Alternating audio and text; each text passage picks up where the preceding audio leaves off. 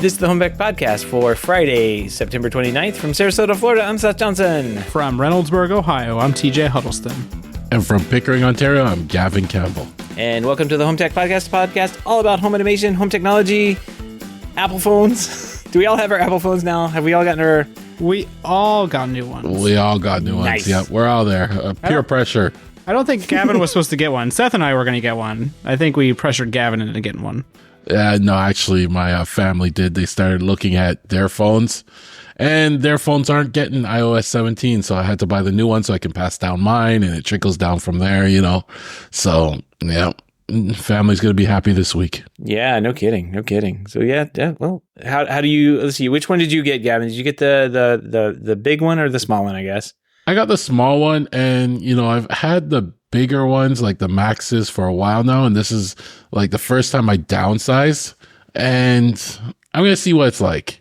You know, I kind of feel like it feels too small in my hands, but the screen size doesn't feel that small. Like, it is smaller, so I'm gonna give it a shot, see how it is. If I don't like it, I'll just hand it off to one of the family members and have them buy another one. Yeah, I got the Pro, the 15 Pro as well, and like the only thing I really upgrade these things for is for the cameras. And this one evidently it's all the same camera stuff, just like different software inside. There's a different chip inside doing some AI stuff, which is nice. Like, that really works well on the cameras. Like, you can really randomly take some really nice shots.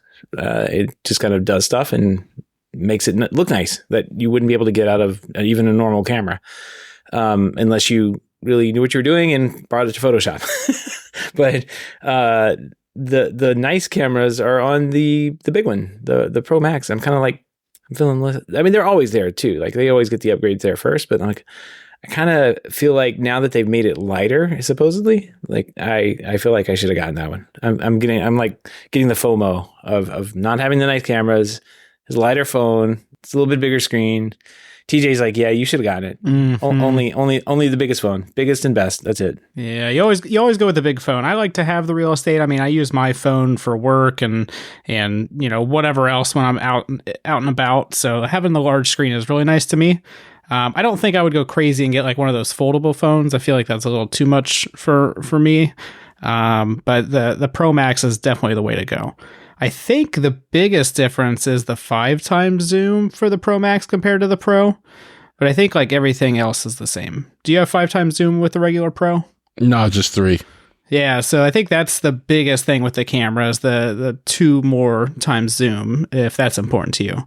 And I saw somebody do some test shots, and it does zoom in pretty far, so that'll be nice to have. I literally upgraded just so I can get USB-C. So I had the 12 Pro Max before this. It worked fine. I've had it replaced like once or twice, and I didn't have any problems with it, but I'm trying to go down to 1 cable. So all my Lightning devices are going to disappear. I have an Apple TV remote with USB-C on the way, and then get the wife a new iPad, and I'll be done with Lightning. It's getting expensive. It is. Now, I've been collecting these around the house and in the car, the Lightning cables. I can't believe how many I had. First of all, I've got a box that I've started to put them in because I'm like, I'm going to need one, I guess. So I may as well keep 500 of them. And then, oh yeah. And eventually you'll need one. You'll be like, you'll have this weird device or somebody will need one. And so you have to keep several. Yeah. One of them could be bad. I don't know. And my daughter needs to inherit something from me because I'm spending all of her money on her inheritance on iPhones, clearly. So I put them in a box next to my VGA cable so I know where they are. You know? Yeah, luckily I've been stocking up on USB-C stuff for a while. When we bought the new house, we bought a bunch of new chargers. I bought a bunch of new cables. I've pretty much gone to like all USB-C based cables. So I even have like USB-C to micro USB and USB-C to like mini USB and like all this stuff just so I don't have to use like USB-A anymore.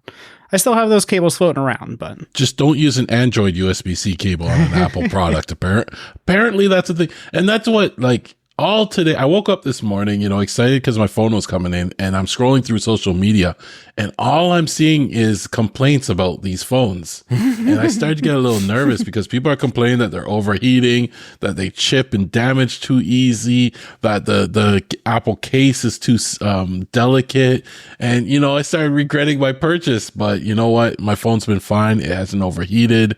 I haven't dropped it yet, so I don't know what it's going to do to the, thing. But I mean, that's a phone, right? Once I put a case on it, it'll be fine. Yeah. I haven't had any overheating issues with this phone, but I feel like that's an iOS 17 issue. My iPhone 12 Pro Max was overheating like crazy, and it got so bad, like even when I was just plugged in on the charger in the car and I like had the AC running and stuff, it would tell me that it stopped charging because it's too hot. Yeah. So, and that only started happening recently. Like it was never a thing with the phone for the majority of its life. Yeah, you definitely have to wait till like the 0.1, 0.2 release, like because you're coming right off the beta for the 17.0, and that's just like what they are able to get done. So it wasn't like completely crashing on release, and then all the bug fixes and everything that people have been piling on them for the entire time usually come in that 0.1, 0.2 release. Real time, just quick follow up on that.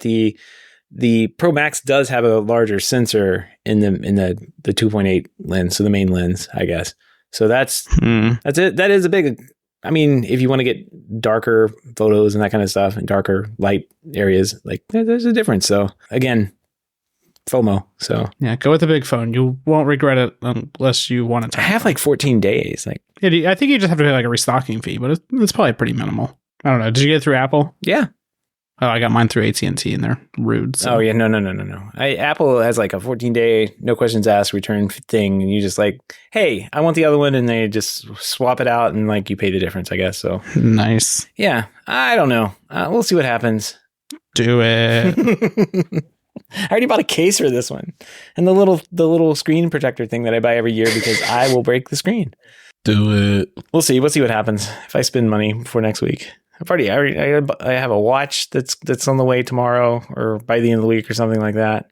And then I was editing the show last week on the iPad, and it like completely tanked the thing again. And I don't know if it's the software or the iPad, but the iPad gets really hot, kind of like TJ's phone. And I'm like, maybe there's something wrong with the iPad. So I bought an iPad mini just to like see if it was any better. I know they're better because it's an old iPad, but it did the editing stuff fairly well until it crashed twice now. So I'm going to be late on the show again. That's why you haven't heard last week's show until now, and then probably this week's show until like a couple days later. So this week you're getting a double show. We like to welcome you to part two of this week's show. Exactly. Whoops. Well, last week was a late show, so it's kind of hard to get it done. I was almost done. I was like on the last segment, and I hit save, and I had to put it away because I was doing like swim lessons or something like that, and my daughter was done. So put it all back, in the bag and everything, and I get over to a place where I could get it. Start editing today, and I open it up and the thing just locks up. I'm like, oh no, not again. So yeah, I'm gonna have to figure something else out on that one. I was just getting a system down too. I hate that. All right, well, I guess we've got a couple of very few stories headlines this week. A couple of new products that have come out, and a couple of people that matter this week. So what do you say we jump into these HomeTech headlines? Let's do it. All right, first up, Eufy, which is Anker's smart home brand, is launching a new lineup of security cameras. That's a pretty impressive set of features here. They've got dual lens cameras now. They've got this new cross camera tracking and video splicing, which we'll have to talk about a little bit more later on. That's pretty awesome. And a Eufy Homebase 3, which is a hub basically, or an NVR or something. It uses on-device AI for person identification. It has that splicing video thing. And then it will send a single notification for all connected cameras. The Homebase 3 also adds smart alerts, AI-powered smart alerts, including facial recognition, object detection, and now includes a 1 terabyte hard drive for locally stored recordings. There's the other stuff in the lineup. A new Solo Cam S340 at $200. Battery-powered outdoor camera, dual lenses, on-device AI, 360 pan, blah, blah, blah. Eufy floodlight. This is a great, tech podcast, right? Just to blah, blah, blah through all the details. No, it's the same. It's a camera. An outdoor camera. You know what this looks like. Floodlight cam. You know what that one looks like too? It's got the floodlights on it. Wired floodlights. $219. 24/7 recording, local storage support, all that good stuff. They actually have a lot of really nice features on these. A Eufy indoor camera, S350 at 129, indoor camera 4K UHD resolution, AI tracking, 350-degree pan tilt. And then a new Eufy video doorbell, E340 at 179, and it basically features, again, 2 cameras, wired or battery operation, and up to 60 days of event-based recordings without a subscription. So pretty impressive lineup, but I think the thing we wanted to talk about really was this cross-camera tracking and video splicing that they did. It basically, like, if you have the Amazon delivery guy, they have a video of this. The Amazon delivery guy comes up, the first camera catches him and starts recording it. Well, then he inevitably will walk out of the frame of the first camera and walk into the next frame of the next camera. But if you're trying to go back and review that video, like, you've got to figure out, okay, I was at this time over here on this camera. Let me go to this camera and scroll to where that guy was. And let me see what he did with the box. And, oh, he dropped the box there, but he didn't put down the other thing that he said deliver. Like, all that you have to go back and forth between these 2 cameras, and it's just a pain. And Eufy has figured out really nice little way of, like, splicing these together into tracking one person across multiple cameras and putting it into one, like, super nice interface and sending it to you in one video splice. That is awesome. TJ, have you seen anything like this on the pro side? Like, I want to say there's something out there, but I don't remember who does anything like this. But for most NVRs, it's just a pain to use. Yeah, I mean, not that I have personal experience with. I feel like this is definitely a thing in some company, maybe like Axis or what was it, Verkada, something like that. But I've never seen it in a DIY product, and I totally want this for my Ubiquity system. Oh, absolutely. Like, one of the things I was thinking of, like, this example is nice because it shows you exactly where the person goes throughout the whole interaction or time on site. But one of my things I would like for it to do is do the exact same thing, but then also know when to, like, notify me as well. So, like, if there's a person walking around and, like, they just, they're walking back and forth from, like, the front to the back, like, consistently, maybe after a certain amount of time, it'll, like, stop sending you notifications or, like, only send you a notification every so often. And I know a lot of cameras have, like, the setting in there where you can adjust, like, how long it waits before, like, motion to, like, send you a notification again and stuff like that. But just a little bit smarter paired with this would be awesome. I just did a quick search, and there's, like, what do they call those things? Those big multi-camera, the big giant NVR software things, video management system, VMS. Yeah. Oh, yeah. There's some that may have that, or at least features that they call camera multi-target tracking object person. Yeah, that may exist out there, but man, there's not much, I guess, that I'm finding, unless I'm searching for the wrong Google terms. But well, and it's probably like millions of dollars compared to this. I mean, this is, like, what is it, $150 base and a $200 camera? Yeah. Not bad. Yeah, that's not bad. Gavin, you going to change over to Eufy for this feature? This is pretty cool. No. But, it's a cool feature, and I expect it to trickle to others eventually.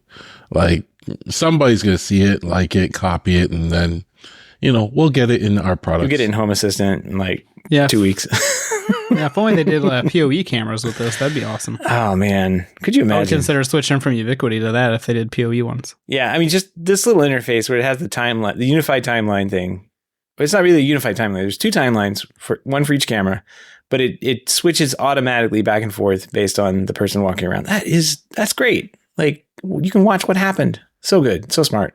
Moving on here, we've got another. It's an update for a new product, I guess. We talked about the Amazon Echo Show Photos Edition, I think last week when we were talking about the Amazon event stuff. It's basically a digital photo frame variant of the regular smart display, and it costs $10 more than the standard Echo Show 8. Let's just leave that there. And for that extra cost, you get a 6-month subscription to Amazon's new Photo Plus service, which enables a quote enhanced photo mode called photo mode. Its photo mode includes features like 30-second slideshow rotation, 25 gigabytes of photo and video storage, and a focus on displaying personal memories and shared photos from family and friends. After the initial 6 months, though, users have to pay $2 a month to maintain photo mode, which when canceled reverts the poor Echo Show Photos Edition back to just a plain old boring Echo Show 8. And Gavin, we were talking about this episode of the show. You seem kind of annoyed by this. More subscriptions. I think a lot of people are going to be annoyed at this. I don't mind subscriptions if they give you new features that, are worth paying for. But if a company starts removing old features or features that you had for free, and they start locking it behind a subscription, that's where it's going to start getting annoying. And we saw that not just with this, but we're seeing that with their guard features now. That came out that they're going to be canceling one feature, but then locking it behind a subscription. And then on top of that, it was noted that subscription, for you to be able to sign up for that subscription, you also needed a Prime account. So that's like two subscriptions that if you didn't have before, you got to get now just to get the features and some of the features that you already had. So I think we're going to see more and more of this. They're trying to find a way to make money off of this. We know they've talked about it being a losing business in the past. And they're just trying to find a way to make the money back now and make some money off this. I guess selling our data, how many times we turn on and off a light isn't enough, right? I guess they weren't listening enough to us whenever they wanted to sell us something. So I think they're just getting a little more greedier now. But that's what happens too when you have cheap hardware. Right? Like it's too cheap, then that means they're subsidizing it another way, and for them to keep it cheap, they're going to have to put some subscriptions in there. We'll see. In the end, people speak with their wallets, and we'll see how people are going to respond. Yeah, this is a feature that's 100% going to get canceled in a year or two. Because it's weird to me that you would lock it behind like a special edition of the Echo instead of just allowing like any Echo to do this. Like, it can't be like that hard, right? But I mean, for $10 more, you have to buy a separate piece of hardware, and it's locked to that specific hardware, and you have to pay the subscription. So like, it just seems like a lot of barrier for most people to go over in order to actually get this feature. I'm sure people will buy it like during the holidays for their grandma or their aunt or whatever they have in their family. But like after the 6 months, are they going to pay the subscription? Probably not. Yeah, especially since... Yeah, I agree. I think this is one of those things that they could see. I mean, the stuff is like the product is an 8-inch touchscreen for $159, right? Like if it was $199 and it had this feature in it forever, like it would probably be a more compelling thing. But they can't do that because right now they're still trying to compete with everybody else who are also losing money on these things, right? Except Apple, because they don't have one. And if they did, it would probably be $599, like. Or maybe $799. It would not be $159. So, man, I agree, TJ. I think this is going to get canceled after a year or so, and then they'll be like, "Well, our new $199 Echo Show 8 also has the Photos edition built into it." Well, and there's already like products too that already do this. I mean, it's not Amazon, but like my mom has a digital photo frame that does this for free. Like they paid like. I think my brother got it for like $120 or something, if that. Right. And it holds a certain amount of photos, and to like use it, it's free. And you can invite your family to send photos to it and everything. And I'm not saying those products are going to be around forever, but they're certainly a lot cheaper and they don't require a subscription. So yeah, I mean, like thinking about all the back end stuff that they have to do this. It's like, okay, well, they can cache the photos up in the cloud. They own all that storage. So that's really not that expensive to do. And then they, if they were able to, they could store them locally on the device and not have like data transfer, costs associated with displaying photos on a photo frame. But I don't know, maybe they aren't doing that. Maybe they're just like figuring out which photos to display up in the cloud and serving them down because that's what Amazon does, right? There's probably better ways to do this, just like buying a photo frame and not paying $2 a month. That's crazy. I don't know. Yeah, and all those devices suck anyway. I've used a lot of those like digital photo frames, and they're all either like made super cheap or the software is not good, or like none of them are good. So this would probably be a step in the right direction, but I feel like this is a swing and a miss for the first edition. Oh, it's almost certainly better than those. I mean, have you guys put your phone sideways when it's charged? Have you tried that little feature yet? No. I'm doing it right now. It's kind of annoying. I don't know. I feel like I'm missing my notifications because they may pop up, but they don't sit on the screen, right? Whereas when I put it vertically, which I just switched it to, I see all my notifications. I see if I have 5 notifications, so I don't know. I'm gonna play with it a little more. There's some adjustments with this new phone. Yeah. Is that with the always on display or? It's like if it's charging and set sideways, there's a little feature called standby or something like that. And it's you can set it up with your own widgets, or there's a photos. It's basically like another home screen type thing. You can set all this stuff up as long as it's sideways and charging. If it's not sideways and charging though, and you pick up your phone to try and adjust something because you can't quite do it because it's sitting over there on the charger, it'll stop doing that and go back to your normal phone, which I've learned many times as I try to pick it up and reset what's on the screen.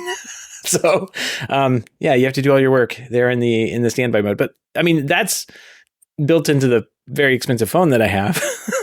I have that. We're not paying a subscription for that, but we also paid ridiculous amount just for that feature. It's interesting. I think, Gavin, you said it, they've been losing money on this thing. I mean, we were reading reports. It was like $1 billion loss every year. Like that can't stand. I mean, you're going to lose people, you're going to shut down the project, or you're going to have to figure out how to monetize things. And this is probably putting these little features on. I mean, we already saw them switch over Amazon Guard to a paid service type thing. It's not free anymore for it to listen to glass breaking in your house.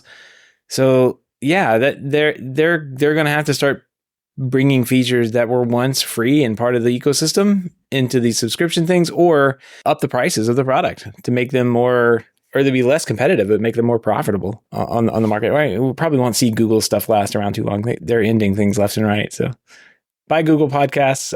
We hardly knew you. I didn't know you existed at all, but we'll miss you. Anyway, let's move on here. Speaking of cheap products, I guess I don't really know. Anyway, we talked a little bit about this in the past, kind of mentioned it in passing because there was a Wise security issue where 10 users were affected, and the internet blew up, of course, because it was Wise, and The Verge did a few pieces on it. Anyway, Wise actually wrote a postmortem on it and kind of said, what happened. So on Friday, September 8th, an engineer was fixing a bug on our online website viewing a portal, view.wise.com. In the process of deploying the fix, the wrong CloudFront caching setting was selected. And simply put, it crossed some wires in the back end. And for about 40 minutes, up to 2,300 users who were logged in the online web viewing portal may have seen cameras from one of the 10 lucky affected users. Lucky is my own word I put in there, who had also been logged in during that time. They discovered it says here that they discovered the incident. They immediately took down the website, investigated, and resolved the issue, and it was back on a few hours later. Man, so here's what they've done so far.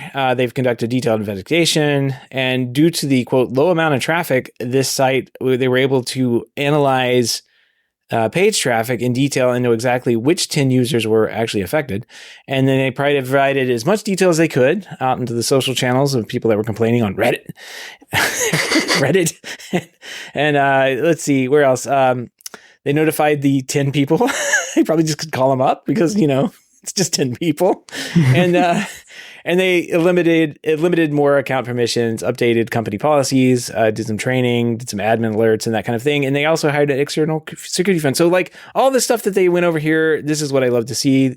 People make mistakes. Clearly, you hit the wrong button, you click the wrong checkbox, even on something as easy as Cloudflare, and things get messed up.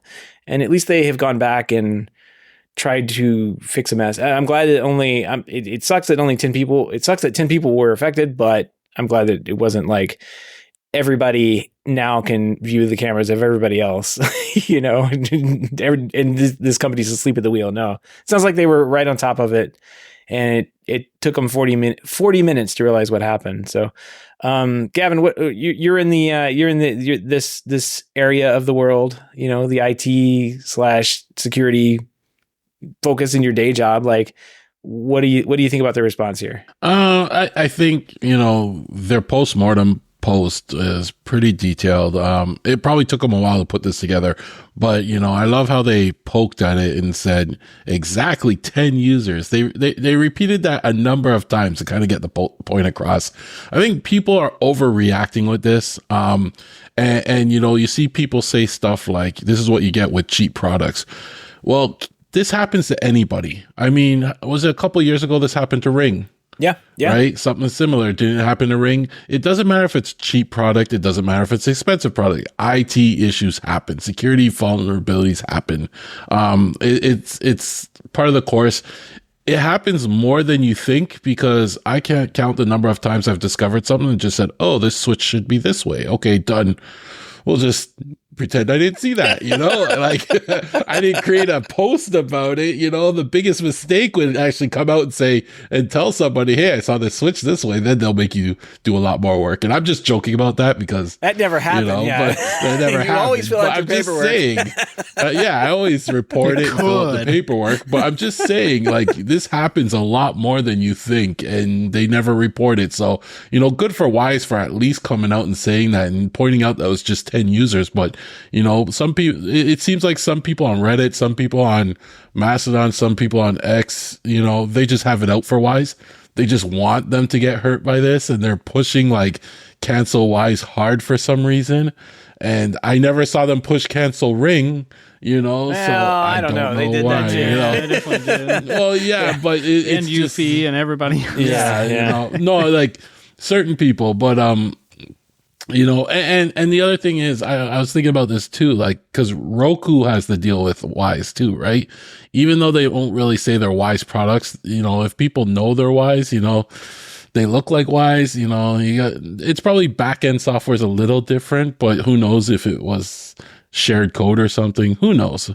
Again, I just think it's a big deal out of nothing. They just said, Wise, we're waiting on your announcement. Wise come out with a nice little post. Everybody's happy. They took care of it. For the 10 affected people, they're now hiring an external security firm. Awesome. Progress. I wonder what those 10 people are getting, because there's obviously going to be some kind of, signature on papers to make sure that nobody sues anybody or anything. You think they're just going to get like one of every Wise product or something? No, I think they got an email saying, hey, we noticed that your account may have been compromised. Change your passwords or something like that. But yeah, I got one of those today from another product, and it happens a lot where you're like, hey, things are happening, we're forcing everyone to change their password. But these companies aren't telling me why or what's happening or why I have to change my password, Mm-hmm. It happens a lot. It does. I remember, well, no, I'm not going to say that. well, post show. Yeah. These things happen. Like Gavin said, you notice the checkbox and you're like, oh, that should not be that way. And you fix it. And really, I think Wise has gone over. I mean, they've done what they should have done. They're poised as a security company here, right? They're selling security products, selling security cameras. They should have this response if they run into something, and they are. It seems like they're doing right, and they're saying this is what we've done, this is what we're going to do. We tightened up these controls. It makes for a better product at the end of the day, right? Like if it's a security product and they're locked down, that's great. That's great. And they did their due diligence, and they know exactly 10 users were affected. Like to be honest, gathering that information sometimes isn't the easiest when you have to go through all the log files and stuff like that. Like I'm working on something today where I have like hundreds of log files I got to comb through to figure out something, right? And it takes time. So, you got to give, like, when something like this happens, you got to give them time to get their facts together, because they have to report internally as well. Along that line, I was just talking to one of our developers today about logging in general. And we were talking about how the software we have, the blacklight software we made, the little linear lighting design stuff, we have a drawing, our system, a configuration, if you will. We don't know how it got into that state. We don't know what was moved where, and there's no like logging. And we were thinking about like how we would implement that. And I'm like, well, how crazy do we want to get with logging? Do we want to say this, this moved to here? And like, are we going to dig through all that?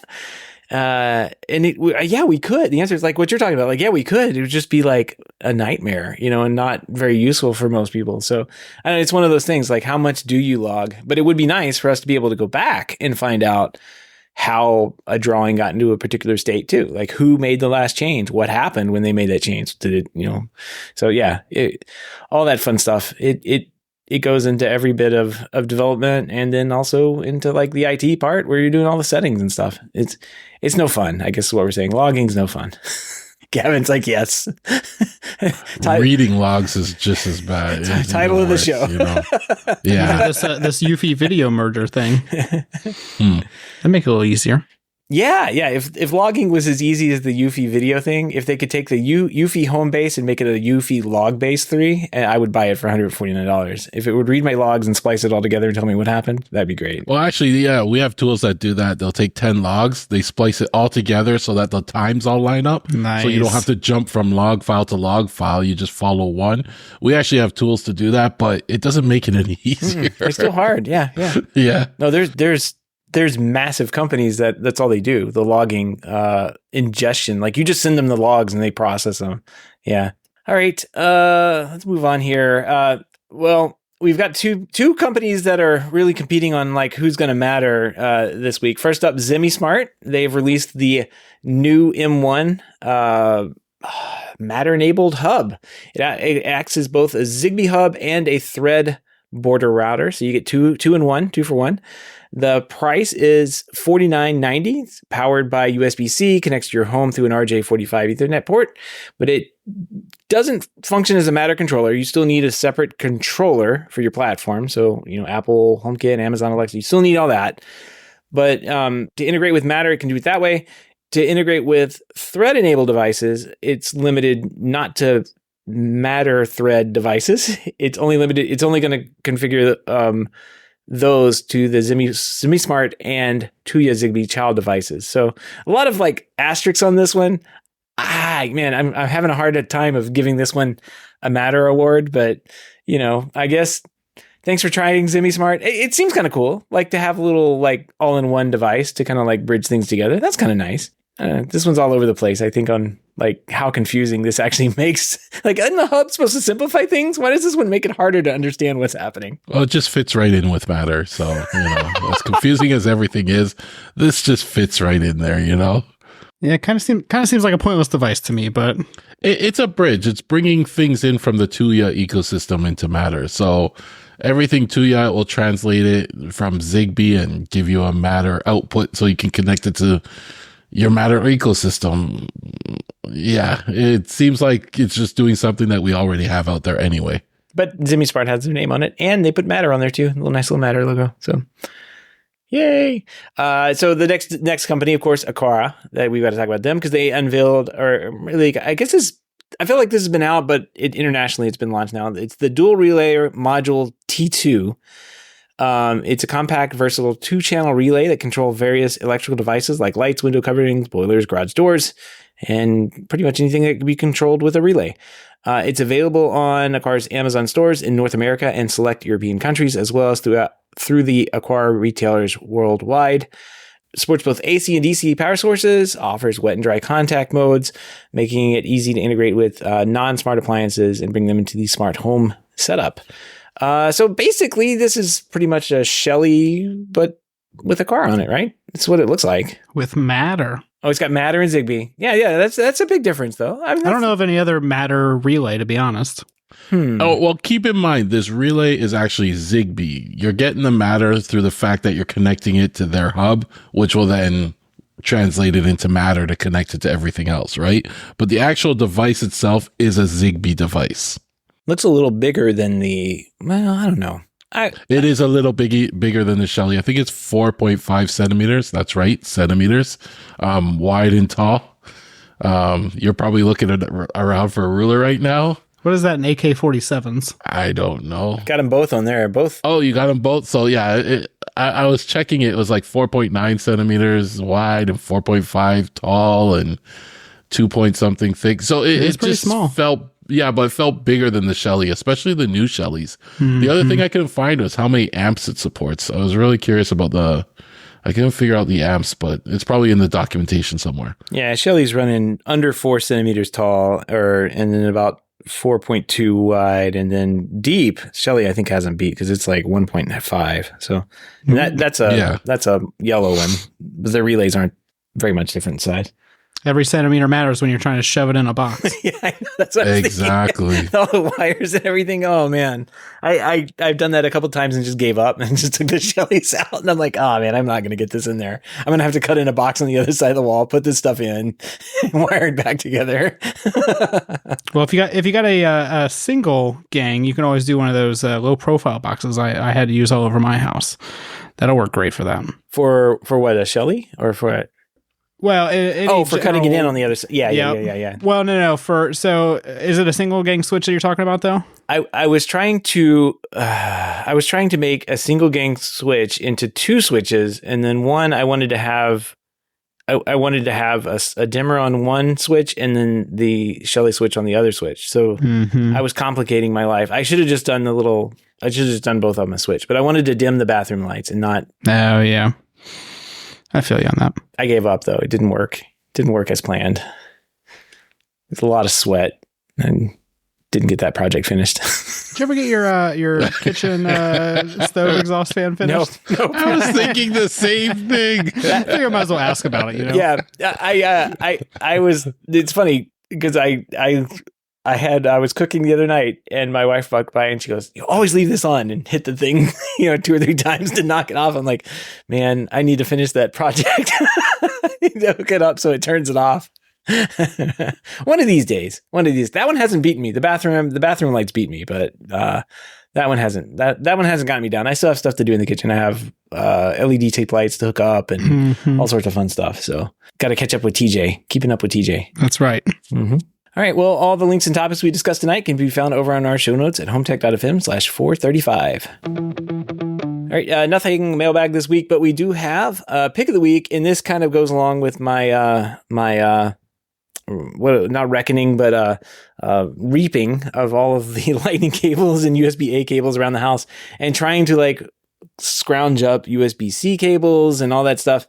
I have one of these outlets next in my kitchen, basically, and sometimes we plug in some wires to it and charge our phones there, and sometimes we sit there with a computer and you have to plug into it. Like it's one of the dual outlets. It's got USB on it. It's got the receptacle on it, just the 120 volt receptacle. So you can do that. You can plug in an iPad and charge it right there if you need to, and then go about your merry way.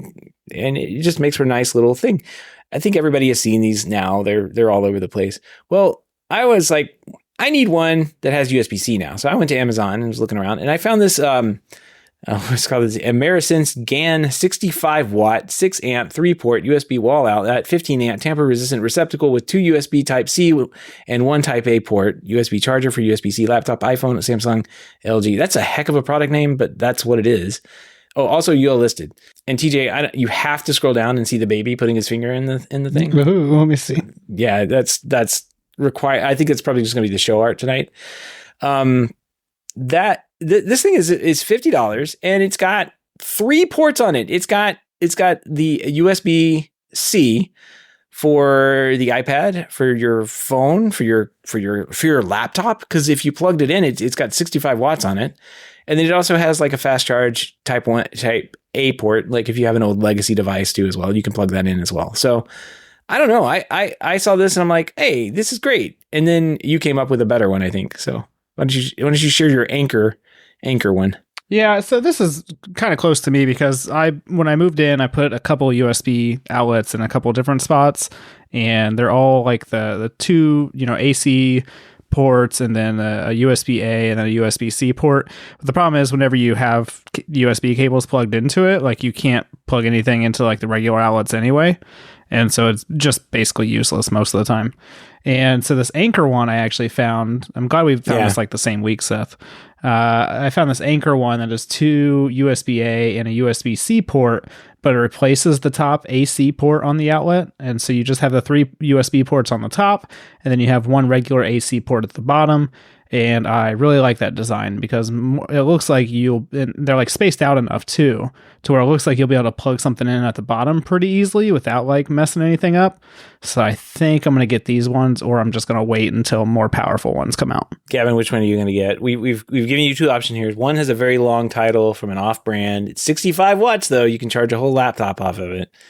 One of them is a good brand, Anchor, and it only has one receptacle, and it's half the cost. Which one? I'm gonna get the Swidget. Because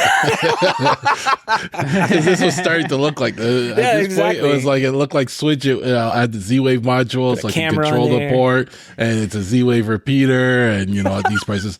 But no, what TJ said, like the first one, when you have the ports in the middle, because I have one of those.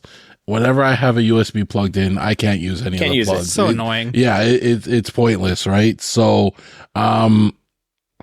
I just avoid that one. I like the one where all the ports were on the top and the plug was on the bottom, because the plug is still usable at that point and all the ports in, and I only need one plug in those locations. Yeah. So I'm actually going to pick one of those up actually, because it looks good. The one thing to keep in mind though, if you're looking at these, is they are usually very big. Like they're deep, they're usually wide, like they're pretty much touching the side of that metal box. So make sure you put some electrical tape around the sides just for safety. I always do that. And make sure you have room in that box, right? Because if you have two lines coming in there, for example, it could fill up quickly, and then getting it back in, it's going to be a pain. Yep, they're generally, you can't put it in a shallow box. Like they generally do have quite a bit going on, and it's just a bigger, like it's an awkwardly sized, larger device, I guess. I mean, a regular outlet's not very deep, but those things are huge. So yeah, keep an eye on that. Yeah, you gotta hide the converter somewhere. So exactly.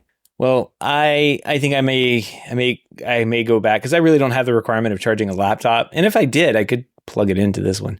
I don't like that this one has only one USB-C though. I don't know. Yeah, they always have some kind of compromise, and like ideally what I want at this point is I just want one of these outlets, but with like 6 USB-C ports on it. Like I don't even care about, like, because the area I'm using it for right now is in my kitchen, and for some reason the previous owner put 2 outlets next to each other, and so like I could just replace one of the outlets with just USB ports, and that would be perfect, and then I could just charge all my devices there. So if anybody knows like an actual fast charging outlet with all USB-C ports, that would be great. And possibly from a decent brand that probably won't catch your house on fire. Yeah, there's a lot of like off-brand ones, and they have like 2 or 3 or 4 ports. I want more than that. Yeah. I got a lot of devices. I don't know. I could live with this Anchor one if it had the two USB-Cs in one. I don't know. I agree. It is a good price. Just make it all 3 USB-C. Better than $50. And the thing is like, I'm not going to install this, and then the one that I want comes out, and I'm not going to take it out again. We're going to wait. I'm just going to wait like 6 months and see what happens. I have to wait till USB E or F comes out before I replace this thing. So I am not replacing this. Again, I remember putting it in the first time, deep box, same problems, Gavin, you're talking about. I don't want to have to deal with this again. So yeah, Gavin's already bought this thing. Yeah, because I was actually looking for a replacement. Oh, see, look. So if you have the iPhone 15 Pro, you can't even charge at 30 watts anyway. So this is perfect for your current version iPhone. Yeah, but my laptop. Think of my laptop. I guess it will slow charge the laptop. It just probably wouldn't. Well, it says it'll charge a MacBook Air still. So it won't. It'll do this laptop, I suppose, but it won't do it if it was ramped up under load. But as long as you don't need your laptop immediately, it'll still be fine. Yeah. And I could always plug it in because there's an outlet there. So I guess, all right, you sold me. The Anchor gets it. Bam. I'm going to buy it. All right. Cha-ching. Buy it. Wait 6 months to install it. Actually, if you go ahead and buy it, that means the new version will come out. So go ahead and buy it for me, please. Yeah, I'll wait till next week. It's just another project for the kitchen. No, you're really good at getting those projects done. So yeah, that one room just really is neglected. I really don't know what's going on there. Oh, man. That's funny.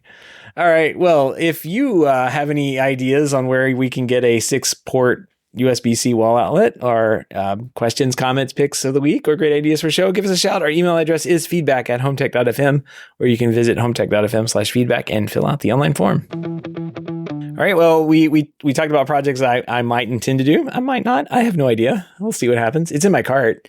But TJ, you've got some projects here on the show notes page. What's going on? Oh man, all kinds of projects going on. A couple of the fun ones though. I had to get a new bathroom exhaust fan because the previous owners had one installed, but it wasn't venting anywhere besides the attic, which is not ideal for a bunch of moisture leaving your bathroom. Nope. And so I decided to go ahead and just upgrade the exhaust fan with one that has a light in it, and it's like a super quiet, super powerful one. But I wanted, the previous setup, it didn't have a light in there, and I had it set up to turn the exhaust fan on when it reached a certain humidity in the bathroom, and then when it dropped below a certain humidity, it turned the fan back off. And so that way I never actually manually turned the fan on. And so part of the bathroom setup is I have one of the Zoo's dual scene switches, which are great. And before I had the bathroom, overhead light or the vanity light on the dimmer, and then I had the exhaust fan on the bottom switch, and that worked great. But now I had a new bathroom, exhaust fan light that I had to control as well, and I wasn't sure what to do with that. And so what I did is the vanity light is still hooked up to the dimmer, but the ceiling exhaust fan light is hooked up to the bottom switch, so it's just on and off. But I put a Z-Wave relay inside the bathroom exhaust fan. And so that will just turn the exhaust fan on whenever the humidity reaches a certain level, and it'll turn it off. And it's all controllable through Home Assistant, but I don't need to manually turn it on with a switch, so it just happens automatically. And luckily the relays are pretty small, so it fit in the box without any issue, and no connection issues or anything like that so far. Nice. So that was pretty fun. I got to do that and get that properly fixed. That was one of the things that we wanted to get fixed when we moved into the house, so that was good to get that done. Well, you just redid the roof too, so they probably were able to cut the vents in properly. Yeah, just did it all at the same time, and I had the fan done before they did the roof, so they just connected everything, which made it super convenient. So yeah, that problem is solved now. See, you guys are giving me a hard time for waiting on the kitchen. I'm just waiting for the projects to build up where I have enough to do, right? You know what? That makes sense. TJ has completed more projects in this week than you have since we joined the show. So very true. Not by choice, though. I mean, I don't want to. But still, Seth, I have to give Seth credit though. He started a lot of projects. Give him that credit. Some good ideas. Well, and another technology item I've purchased is the Aquara pet feeder. And I've been eyeballing this thing for a while. I think it was $99, but then they had a $30 coupon. So I got it for $60 or $50 or something like that. And it is great so far. It integrates directly with Home Assistant. So I can go through and edit how big the serving is and how many servings and stuff like that.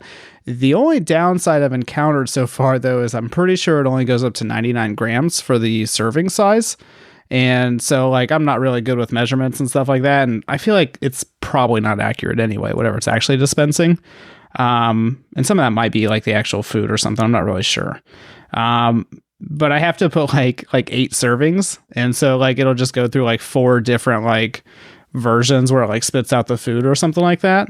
But it's worked great through Home Assistant for the past couple weeks now. I have it set up to go automatically at 6 a.m. and 6 p.m. And on the dot, it just goes through and it hasn't stopped or anything like that. And I don't have to feed the cat anymore. It just does it automatically for me. I've heard nothing but good things about that pet feeder, though. And I also saw one guy, actually, he uses the pet feeder to dispense candy for his kids when they do something good.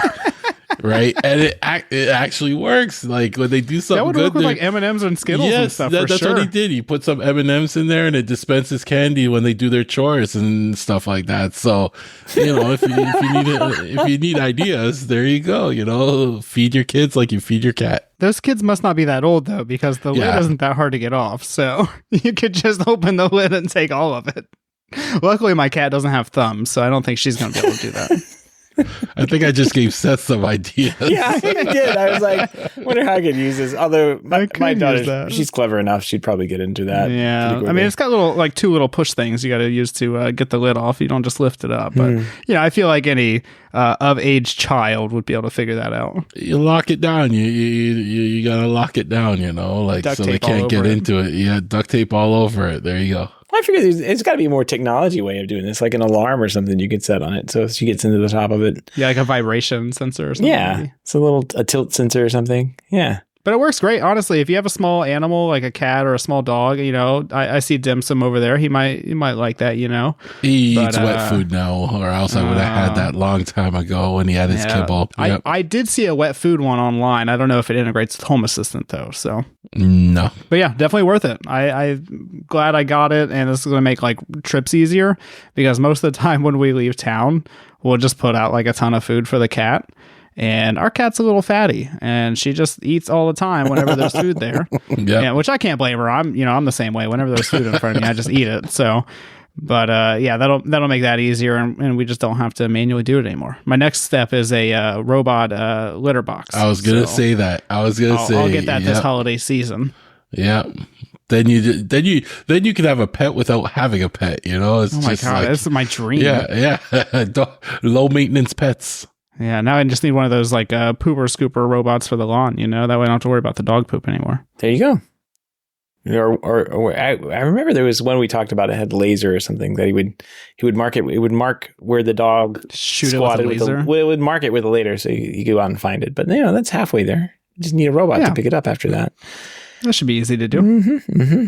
And then the final phase of the roof project is, when we discovered we needed a new roof, we realized that the roof had been leaking on the insulation on the inside of the attic for quite a while. I didn't necessarily see any mold or anything like that, but it just, the insulation was very old. I mean, it looked original to the house, so the house is 70 years old at least, and it was like the thinnest insulation I've ever seen in my life. It's probably had asbestos in it, because that was what they did back then. And so I was like, well, we're gonna get this new roof on there and all this. We might as well get some new insulation. And I started removing the insulation. Realized I can't do that myself, and paid somebody $500 to do it. And that was the best investment I ever made. But yesterday I actually had the new insulation installed. And so they went around, they put, styrofoam baffles on the intake vents of the new roof. They filled up any of the holes going into like the house, the electrical wires and plumbing fixtures and whatever else that was penetrating like the attic, filled that with spray foam. And then they put 18 inches of fiberglass insulation into the attic. And that is so much insulation. Like I don't even know. Hopefully I never need to go in my attic again because it's just so much. You cut off now. You can't go into that. That's ridiculous. Thank goodness. But one of the things I was smart enough, because I've been in many attics in my life, is I went through and I removed a bunch of the old stuff. And so, over the years, the previous owners have added electrical, fixtures to the house and stuff like that. But one thing they were really good about was just leaving live electrical wires in the attic. And so these were electrical wires that were hooked up to like junction boxes in the attic. Oh. And so I went through and I removed like a dozen wires that were like not connected to anything, but still connected to power somewhere. Mm-hmm. And so that felt really good. I went through and added some boards for like, walking through the attic and stuff, because once you add all this insulation, like finding footing kind of sucks. Right. And so I went through with like 2x4s and I put, footings in pretty much everywhere. So that way when I'm up there in a couple weeks running a wire that I forgot about, I at least know where to walk at. So that was super convenient. All that work and no conduit, man. Yeah, this house is very tiny, so I don't think I need conduit, but it was lucky to get Cat 6. So that was part of the process as well. As before the insulation was put in, I was like, I need to run some Cat 6 to like every room. And so I just ran one single line. This is a small house. I really don't need network wiring in a lot of the rooms I ran it to, but I was like, you never know. And so now I have it everywhere, the living room and the office and stuff like that. And that was fun. But part of the installation was a blower door test, which I don't know if you've ever seen this before. We can probably put a picture in the show notes or something. But they basically put like this giant like screen over the door and they attach a fan to it. And then they like take a pressure reading and actually see like how much air your house is losing. Mm-hmm. And our house was actually very well insulated at that point. And he said, I wasn't expecting, an old house like this to do this good. But it's doing really good, and you should, save all kinds of money on your utilities and stuff like that. Awesome. And I'm not in this profession, so he could be blowing smoke up my rear or something, but they seemed like a really good company, and what they showed me looked like it was really good. So, I haven't seen the AC kick on as much so far. And granted, it's only been 2 days, but Yeah, he also didn't try to sell you anything after he did the blower door test. So I guess, Yeah. like, oh, well, it looks like you need more upgrades, so let's get you going. Like, that's where I would be suspicious. But no, those tests are pretty common, and when you're doing the energy checks on a home, and yeah, I would hate to do mine. Like, I can stand in my living room and just feel air passing through. Like, if you leave the door open, and there's wind blowing outside, it'll just slam shut. I don't know where the wind's coming from. It'll just happen. Yeah. It's pretty wild.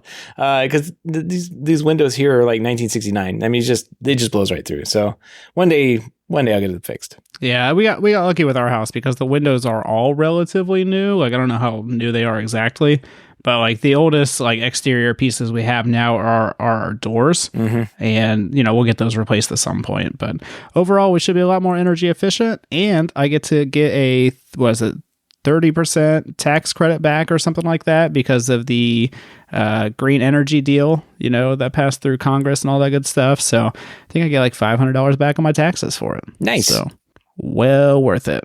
But now I got a bunch of drywall holes to patch all over my house. So if you want a project, Seth, you can come do that for me. I'll tell you when I can get it done. You just let me know your schedule. You always have a place here. I just pop it in. Yeah, just hop right there. Oh man. Yeah, no, I haven't been that busy. Clearly. No, let's see. I have done a couple of things. Well, I've had this like what are they? Do you guys remember the helium miner company thing? You guys remember? Yeah. Remember that little scam that was kind of going on? Remember, they're still around. I guess it's technically still trying to scam people. It's like my yield nodes; they're still around. But Yeah, so like it was basically a pyramid scheme that kind of turned out to have a technology slant to it, and I guess like to me like the overall goal of having like what they were trying to do was basically make a second internet for like Internet of Things devices. It was all LoRa WAN based, so LoRa, the low frequency long range Wi-Fi LAN stuff. Gavin, you have some of those devices. But the idea was like they would make this sensor network out of it, and then companies would make devices that lived on that sensor network, and they would pay for access to it. Just a little bit of money here and there. And then crypto took off, and they decided, oh, what'd be a really good idea is we like attached like crypto to this somehow, and it kind of blew up because for a while there, the people were seeing like these big payouts. Well, it turns out they were getting big payouts because like more people were getting on the network, and the payouts were coming from the people buying like the miners and not necessarily the like actual product. So whoops, it kind of collapsed on itself. it's kind of like a pyramid scheme. Yeah. I mean, they're trying to do it again now. I guess they're doing cellular now. They're like, oh, you can add your own 5G cellular network now, and you have to have a special SIM card for it. And like, who's going to do that? I don't know. Anyway, I bought one of these things like for $50. It's $1,000 device supposedly, and I took it apart and to see what was inside of it. It's a Celeron. It was a Celeron Intel Celeron 2.0 gigahertz, whatever. I don't know. It's got like 4 Ethernet ports on it, so I instantly recognized it's something I buy off Alibaba as like a router type device. But it also had the LoRaWAN thing in it, and so like I have been kind of tinkering with that. And I loaded up the software on it and kind of like activated it and that kind of thing. But there's these little places that you can go and not use the helium thing, but you can use I forgot what the name of this thing was. I'm just look it up now. Hold on a second. They have this thing called the Things Network. It's basically a web-based controller thing, and you can, as a hobby, I mean, they're basically set up for talking to businesses and doing like package tracking and that kind of stuff. But I don't know, you can kind of log onto it. You can get some LoRaWAN stuff and devices and kind of bring them on. Like I set this up. I can set this up as a gateway and then configure it into the Things Network thing. And then it will start. They'll all start talking together, and you can do your debugging and stuff through that. So it's kind of like how you would if you were trying to set up a bunch of Internet of Things type things on the LoRaWAN network. This is kind of what you would do, kind of kind of a service provider, if you will, like that would actually take your gateways that you have for your company, aggregate the data and put it all in one place so you can kind of like see where the data is going, do debugging, device upgrades, that kind of thing. So I'm going to tinker with that. I kind of in the middle of it, I've got the little thing fired up. It took me a while to figure out like how to break that thing open, but as soon as I figured out what was what it was made out of, I was able to get in there and install Ubuntu and just go to town. Like, it's just another computer now. I got another little tiny computer. It's all like in a little case, heatsink and everything. It's nice. It's not running Unraid though. This one is not going to get Unraid. Sorry, Gavin. It didn't take you long to get that started, like, how's the fan over your stove going? Yeah, that's still out there. And then the other thing, I did install a doorbell this weekend. Probably it was a big mistake. It was the Amcrest doorbell. It looked nice. It was nice in the package. It looks like an Amcrest one. Yeah, it's their like 4K version they just came out with. I put it in and it seemed like it was fine. It was working fine. Connected to the NVR, good to go. Walked away. And then the guy called me back. He's like, "Hey, there's my doorbell upstairs is just buzzing." I'm like, "You have a doorbell upstairs?" This would have been good information to know yesterday, as they say, right? It turns out he had a doorbell upstairs and it was buzzing. And I was like, well, let's just go unplug the little thing and maybe it'll just shut off. There's a little, breakout box, I guess, that comes with it. And of course, that didn't work. What it made it do was just the Amcrest would just start rebooting. And when it would reboot, it would ring the doorbell. And so the dogs would go crazy. And so that was for them. That was for them all weekend. I had to run up there this morning and try and help them out. And I basically realized pretty quickly that the problem was not the doorbell. It was not it was kind of the wiring too, because the electricians had done something weird, but it was the transformer, of course. It was a 10-watt transformer powering 2 doorbells. Don't know how they did that, but they did. And then, so I went and grabbed a 30 amp one, I guess, from Home Depot, plugged it in, which was funny. It says compatible with video doorbells on the box now. Ooh, of the 30 nice. amps. Yeah. And then, $30 later, all is well with the world. The stupid thing wasn't buzzing and all that good stuff. So I did do a project for someone else, I guess, not for my own house, but that's not fun though. Yeah. If you ever run into any of those weird things with those video doorbells, 30 amp, just go buy the 30 amp thing. It's $30 at Home Depot, $20-$30 somewhere in there, and put the right power supply in. It's a pain, but you'll never have to do that ever again. I don't know why they ever installed a 10 amp power supply on this thing. It's just crazy. And then I also got started on lighting for Halloween. And this year I had this big DMX light sitting around from somebody who was like having a problem with a particular light that they had gotten like off of Amazon. And I was trying to troubleshoot some DMX stuff earlier in the year. He was like, yeah, we use this in Miami. We have like 19 of them around these 2 buildings. And like, we light up the top of the building with these things. I'm like, oh, that's cool. And so I bought one and I was like, I'll test it in my garage or whatever. And I had it in the garage, but then I was like, it's been sitting over in the corner, just gathering dust. And so when I was kind of like rigging up stuff for Halloween this year, I was like, let me just go put that thing outside and see if I can light up my house. And I sure enough can. I can light my house up, my neighbor's house. I have to be careful where I point the thing because I think air traffic control would probably get pretty upset. So yeah, I'll put a picture there in the back channel for us to appreciate. It's a very what I thought was purple. I was informed later that was pink. Turns out I can't see anything. I did go and adjust it to make it like a Halloween purple color. So yeah. Fun stuff with giant lights. I want to go get a bunch of these DMX wall wash things and like put wall washers all over my house so I can change the color of it. Cause I only have one light basically doing like 3/4 of the house. And like, there's still more house to do. I've got more house.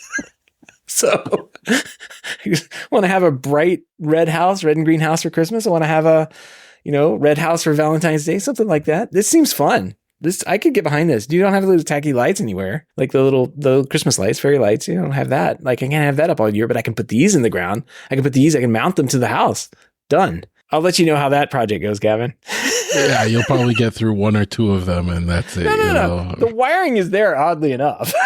Oh, okay. So that's like half the battle then. The leftovers from the previous uncompleted project is there. I ran conduit.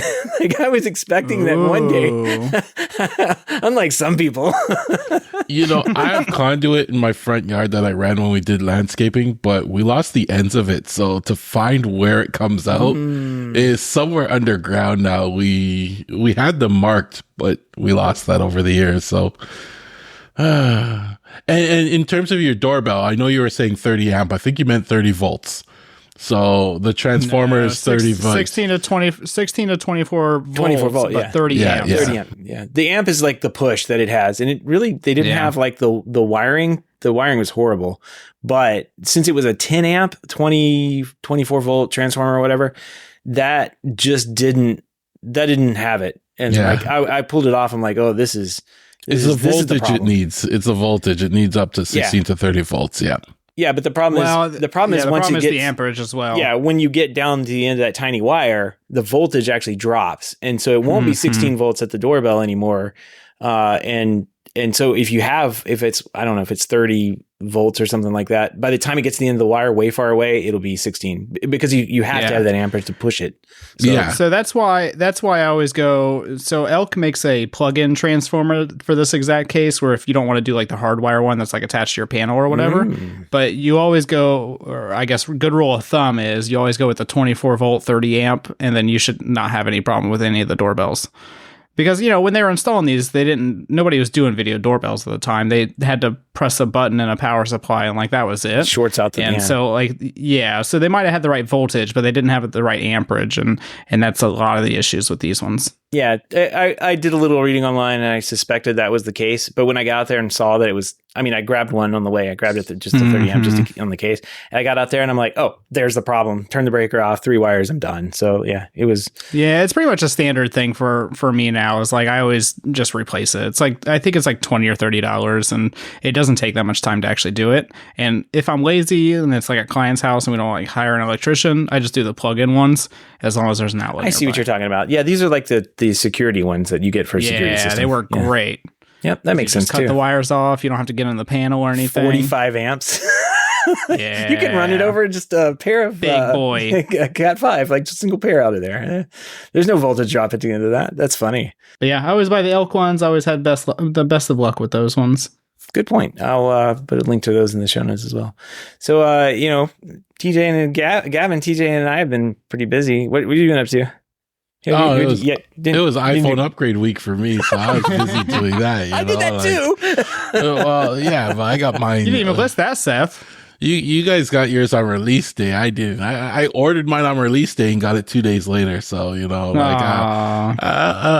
took a little while, but like in the last version of Home Assistant, they released a feature called template sensors. So if you have a bunch of sensors that you defined in using templates in the YAML, these are perfect. And I've been migrating a lot of my sensors into these. So now I have a GUI for all my template sensors. What does that mean? Like, what do you mean by template sensors? So you can use like a template, almost like code, right? To automate something. So say you wanted to, make a sensor that's the number of devices that have gone into an offline state. You can use a template and when they say template, it's almost like code to calculate that all and then store it in the state of that sensor, right? So now you have a sensor that updates anytime devices go offline, right? That's just an example. So now...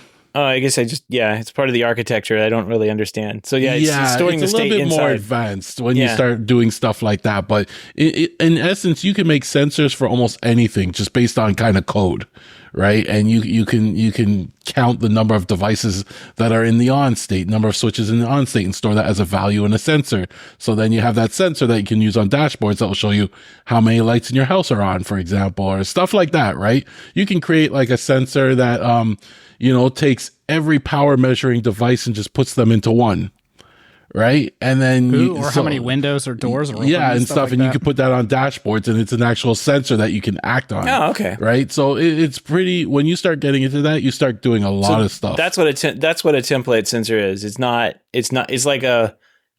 it's a custom sensor that you've made Code your for. code for your own device. Okay, yeah, that's cool. When they That's say really cool. templates, it's kind of hard to explain, but it's almost like coding because you could do ifs, loops, fors, and stuff like that. But it also has piping in there, so it gets a little confusing. But it's really powerful when you start dealing with that type of stuff. Nice. So that gives you like UI on the same thing too, right? So do you like define the UI there on the template as well? I guess in YAML or whatever. Is that part of it? In the YAML, you used to have to create the template sensor in YAML, and then when it loaded all the information from YAML. But they created a GUI front end for that now, so you can actually go in the GUI, add a new helper as a template sensor, and then put all the code and stuff in there, so you can visually see it now with everything. Right? That's way better. It's way better. I've been migrating a lot of my stuff out of the YAML.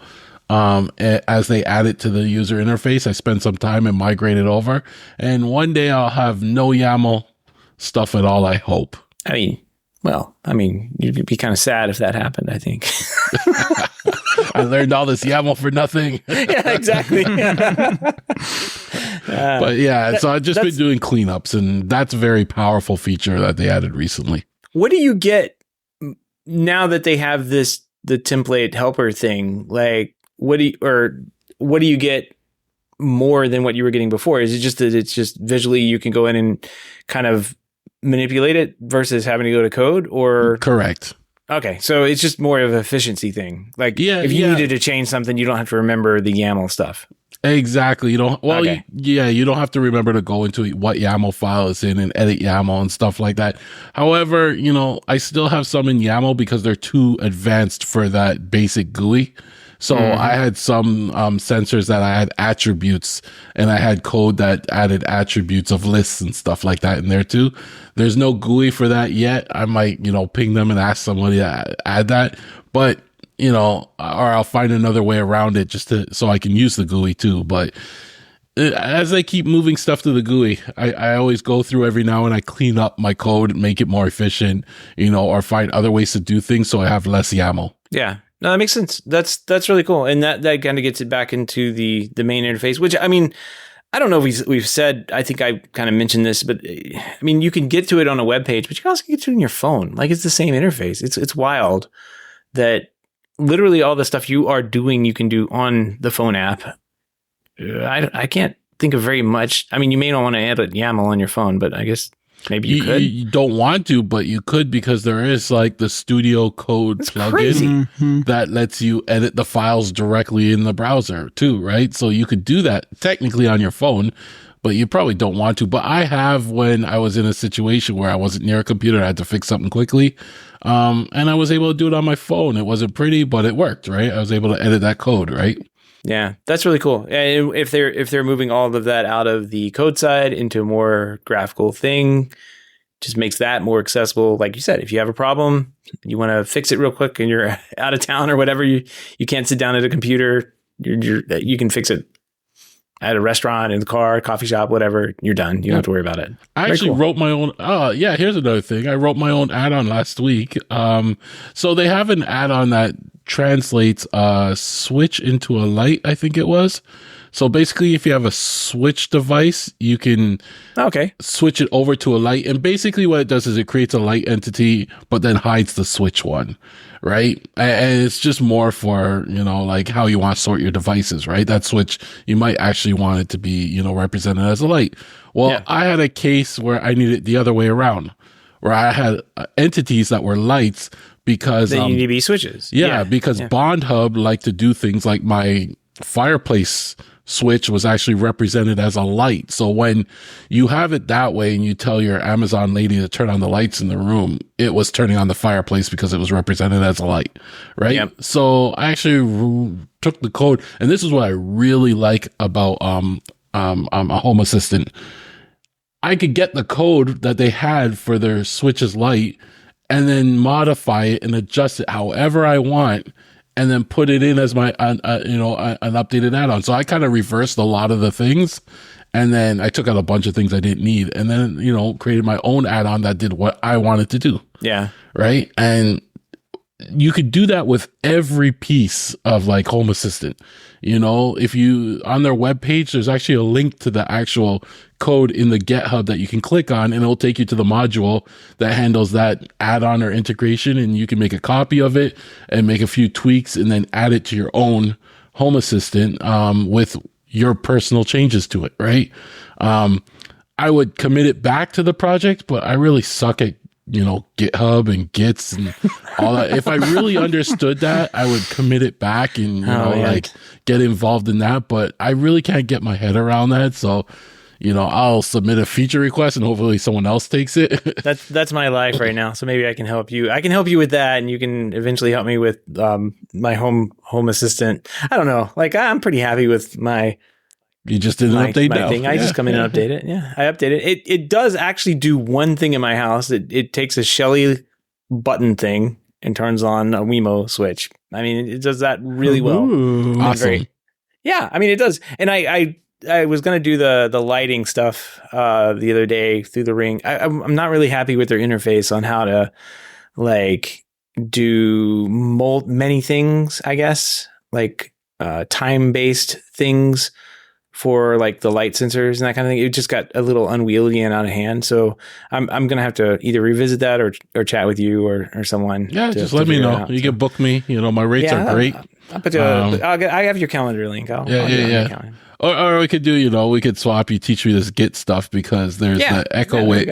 I found some bugs in the Echo integration, but when I started looking at the libraries, it was dependent on another library that needed to be fixed in that had nothing to do with Home Assistant. I'm like, man, I'm gonna have to come. like they define their device class wrong, and I'm gonna have to convince this guy why it's wrong. And I'm like, I just gave up at that point. I fixed it on my own, and it works for me. Yeah. No, that's my life right now, is basically managing Git is what it's turned into, I guess. I don't know why. I don't know how, but I don't know, it's fun in its own right. It's a little game. It's a skill. Yeah, I guess. It is confusing at first. I will give it that. Like, it is kind of confusing, especially the way they have done, and GitHub is its own kind of flavor thing of it. Like, as soon as you involve more than one person and everybody has opinions on things, like it definitely has taken off in its own direction. So, anybody walking up to that, it definitely is confusing. I completely understand. It's been me for like 6 years, and I finally kind of have my head wrapped around it. So it's only going to take us 6 years, Gavin. So I have time. All right. Well, maybe Home Assistant will be subscription based by then. So they're charging by the entity. Oh my God. Oh man, I got like 5,000 entities. I'm in trouble. Josh AI isn't looking so bad now, is it, Gavin? It's funny. It's funny you're talking about how that you needed to have the, what do you call, switches in the control world. They're called relays, essentially the same thing. But a lot of the times, when I did like lighting drivers or lighting control stuff, the dealers would come back and say, "Oh, I need a relay added onto that," and I'm like, why? But I guess it just makes life easier for them doing some simple programming stuff rather than having to go like around the complicated way of programming things, which isn't code in Control 4. It's just like drag and drop, but still, like if you're just trying to get something done fast and you can go click here, drag here, and you're done, that makes their life easier. So why not put it in? It was one of those things that I like had to come to realization later on. Like if it's a switch device, add a relay onto it. It doesn't hurt me any. I just have to tell the relay to turn on and off when the switch turns on and off, and I'm good to go.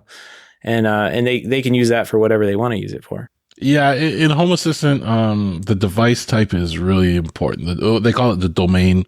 It is really important, especially when you start getting into certain things like integrating it with the Amazon products, right? Because it exposes it as a light or a switch. But then, like I said, when you say turn on the lights in a room, you don't want it turning on all the switches too. You just want it to turn on what is a light. And then if it's not exposed as a light, if you have a dimmer, for example, it can be a switch too, right? Because it can be on off. But if you expose it as a switch, you lose all the dimming functionality. It has to be a light, So it's very important that, that's why I had to do what I have to do. Yep. No, it's always little hacks that are fun to make your system work exactly the way you need it to work. And yeah, I get it. I get it. All right. I think that's going to wrap up here another week. Unless, Gavin, you have any more projects that you were kind of like sandbagging us on? Like, oh, I just set up an iPhone. And then all of a sudden, turns out you basically rewrote all of Home Assistant for us. No, this show's long enough, like last week we killed the list. Well, they haven't gotten the show yet, but spoiler alert, it's a long show. Yeah, this one's getting there. This one's a little shorter. All right, well, I think that's going to wrap up everything for this week. We do want to give a big thank you to everyone who supports the show, and especially those who are able to financially support the show through our Patreon page. If you don't know about the Patreon page, head on over to HomeTech.fm/support to learn how you can support HomeTech for as little as $1.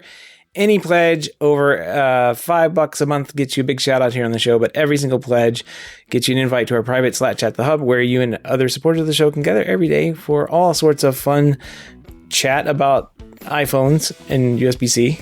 There's been a lot of that chat in there lately. Being mad at I don't know. iPhones. Everybody, yeah. It's that time of year. We're all getting new toys to play with. So, well, and AV integrators are usually the ones that get blamed for everything. So, yeah. Once in a while, we like to blame other things. Exactly. So, if you want to help out the show but can't support financially, totally understand. Just to appreciate a 5-star review on iTunes or positive rating in the podcast app of your choice. That is going to wrap up another week here on HomeTech. Have a good weekend, and we'll see you next week. Take care. Till next time.